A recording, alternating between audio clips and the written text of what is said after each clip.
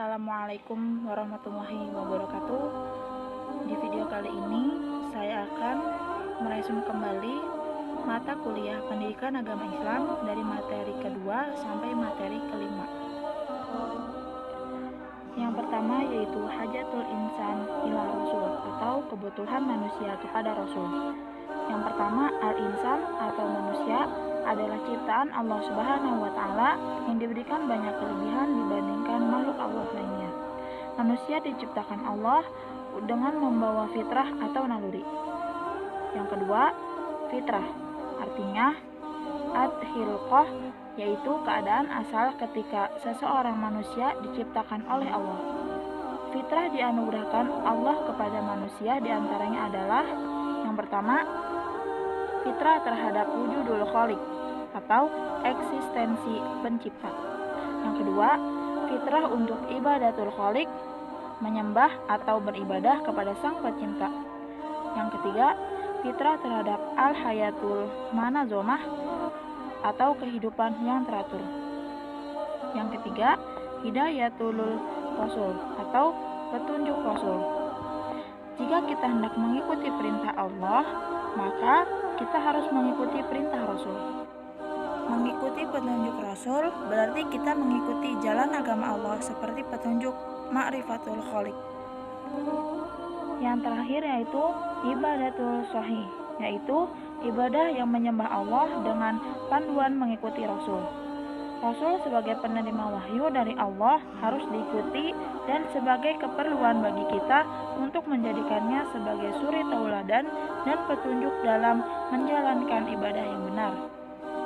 Oleh karena itu, para rasul diberi wahyu sebagai pedoman hidup yang terjamin kebenarannya. Manusia dibimbing untuk menunjukkan ibadah yang benar. Materi selanjutnya yaitu ta'rif ar-rasul atau pengertian tentang rasul. Dari segi bahasa, rasul berasal dari kata rasala yang berarti mengutus. Sedangkan kata rasul adalah bentuk infinitif dari kata rasala yang berarti utusan atau seorang yang diutus. Rasul-rasul yang diutus oleh Allah Ta'ala memiliki ciri-ciri khusus diantaranya. Yang pertama, memiliki asifatul asasiyah atau sifat-sifat asasiyah, yakni sifat-sifat dasar yang layak baginya. Misalnya, sifat sidik atau jujur, amanah atau terpercaya, tablik atau menyampaikan, dan fatonah atau cerdas.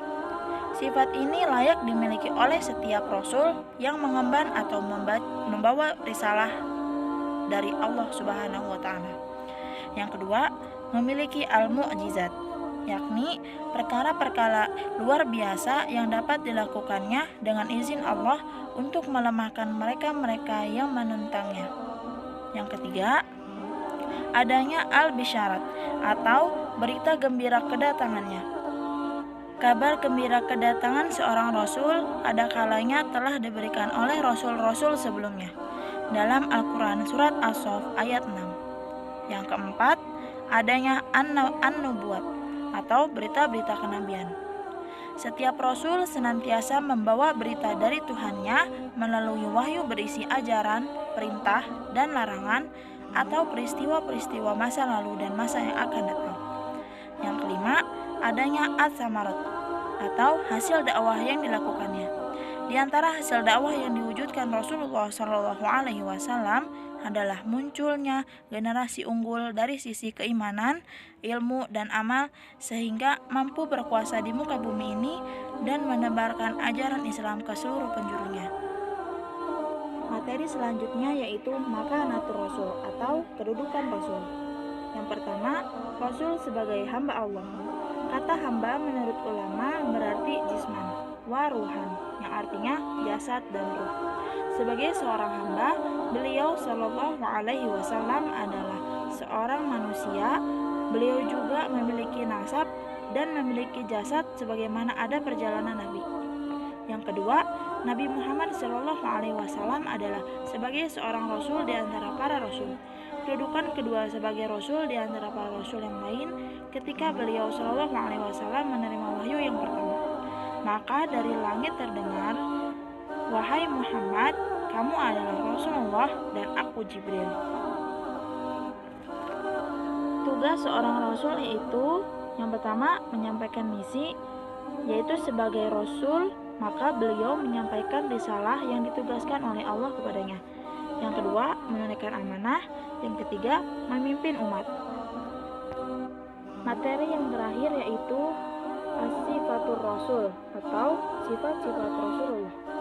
Yang pertama, kemanusiaan seutuhnya atau materi terakhir yaitu sifatur rasul atau sifat-sifat Rasul. Yang pertama, kemanusiaan seutuhnya atau al-basyariyatul kamilah. Rasulullah SAW adalah manusia biasa seperti manusia yang lainnya. Ia bukan bangsa malaikat atau jin, bukan manusia setengah malaikat, dan bukan manusia setengah jin. Akan tetapi, Rasulullah SAW adalah bangsa manusia seutuhnya, memiliki jasad seperti manusia pada umumnya, dan memiliki perasaan manusia yang lainnya. Yang kedua, terpelihara dari kesalahan dan dosa atau al-ismah. Sebagai manusia, Rasulullah SAW mungkin pernah salah, keliru, namun kesalahannya itu segera diluruskan oleh Allah sehingga beliau terpelihara dari kesalahan dan dosa yang disebut sifat ismah. Yang ketiga, jujur atau as-sidik. Jujur adalah sifat utama yang harus dimiliki setiap insan, terlebih dari apabila ia adalah orang yang mengajak kepada nilai-nilai luhur dan mengabaikan hal-hal gaib. Rasulullah SAW bersifat jujur. Beliau tidak berdusta tentang apa yang diwahyukan kepadanya dari Allah Subhanahu wa Ta'ala. Yang keempat, cerdas atau al-fatonah. Termasuk kesempurnaan yang harus dimiliki seorang rasul adalah kecerdasan. Karena ia bertugas memimpin umat manusia, Rasulullah diberkali oleh Allah kepada seluruh umat manusia dengan sebaik-baiknya dalam menjalankan tugasnya. Yang kelima, terpercaya atau al-amanah. Sebelum masa kenabian, Muhammad SAW telah terpercaya oleh masyarakat hingga mereka menitipkan harta benda berharga kepadanya. Mereka menjulukinya sebagai Al-Amin. Kepada umatnya, Muhammad SAW mengatakan, tunaikanlah amanat dan janganlah kau berkhianat kepada yang mengkhianatimu. Yang keenam, menyampaikan atau at-tabligh. Dalam menyampaikan perintah Allah, beliau tidak takut kepada siapapun karena Allah sudah melindunginya dari kejahatan manusia. Dalam kesempatan Haji Wada, beliau menyampaikan hal-hal penting dan berkali-kali menanyakan kepada mereka yang hadir, "Sudahkah aku sampaikan?" Dan setiap kali itu pula mereka menjawab, "Benar." Lantas beliau SAW mempersaksikan kepada Allah. Dan yang terakhir, komitmen yang sempurna terhadap kebenaran, al-itizamul kamil. Beliau tidak pernah bergeser sedikit pun dari kebenaran. Beliau senantiasa berkomitmen kepadanya dari segala sisinya. Salah satu contohnya adalah beliau tidak sedikit pun menghadapi tipu daya musyrik Quraisy dan berusaha menodai dakwahnya. Mungkin cukup sekian yang dapat saya sampaikan. Wassalamualaikum warahmatullahi wabarakatuh.